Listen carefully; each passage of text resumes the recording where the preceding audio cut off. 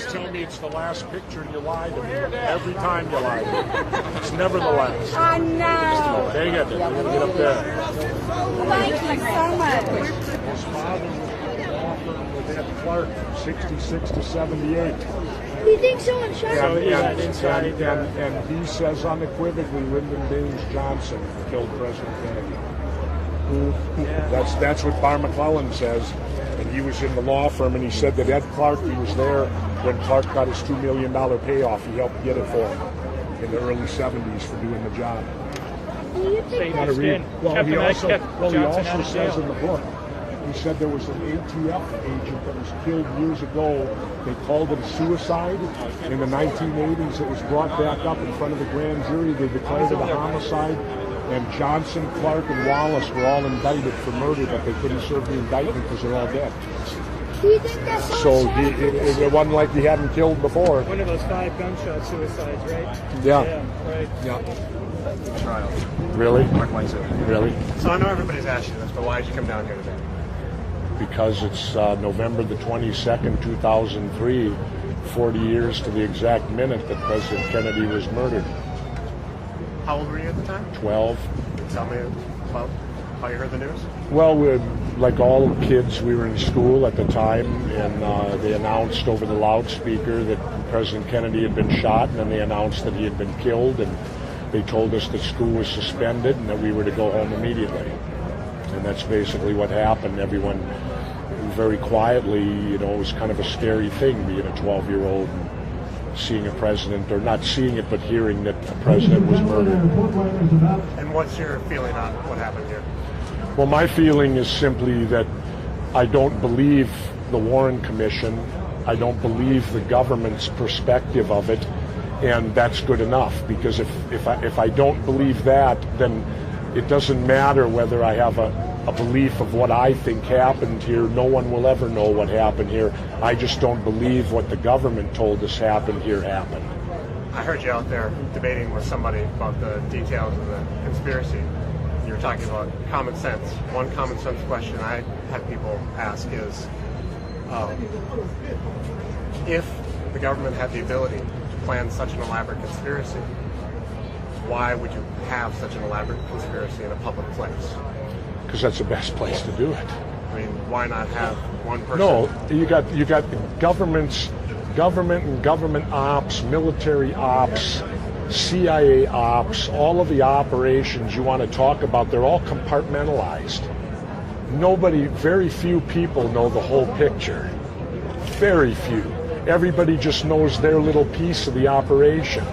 I have a good friend of mine that didn't realize he was part of the Arms for Hostages in the 80s until he saw it break on television. And then he turned and looked at me and said, "Oh, gee, I was part of that." And he was on member of SEAL Team 6, the anti-terrorist unit. And he was given a job to deliver something from point A to point B. That's all he knew. Right. And then later on, he put 2 and 2 together, and it made 4, and he put 4 and 4 together, and it made 8. But at the point of doing the job, he had no idea.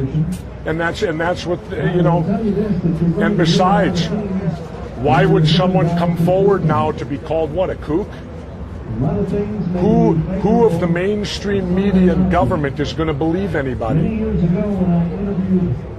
They've got their definition. Right. Well, what I'm asking is, if you were part of the conspiracy, planning a conspiracy, why would you do it in a public place with photographs around? If you had that much power, wouldn't you plan a private location? Wouldn't you poison his food rather than shooting him in public where people are going to take pictures? I don't know. I've never did it. Why would you ask me that? I'm not a voice of experience on assassinations. Well, because I was never in the CIA. I'm just wondering why everybody looks at it after the fact, but nobody ever questions common sense before the fact. Because, you want common sense? What's Adolf Hitler's famous quote? That if you tell a lie big enough, people will believe it. The bigger the lie, the easier it is to sell.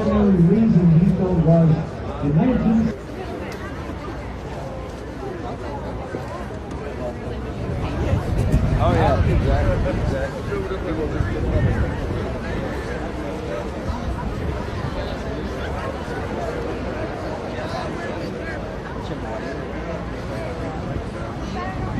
But that Speaks volumes.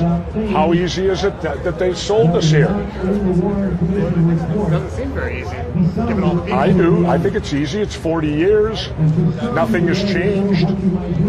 The government's position hasn't changed. We're all kooks. So do you We're think all there's any- labeled. Do you think there's any way to actually get the truth then? Not really. Not anymore. No, you'll never. I don't think you'll ever get an admission that someone's going to admit. I think that one of the keys would be if they could get the psychiatrist records that Bar McClellan talks about. Lyndon Johnson, at the very end of his life, apparently, like many people, had some problems before he went to meet his maker, and he had very heavy psychological sessions with a doctor who, of course, because of doctor-patient privileges, doesn't have to reveal anything. But as Bar McClellan said, if he could get those records, he believes Johnson confessed to it at that point in time. But again, that's only hearsay. Oh, it's programmed.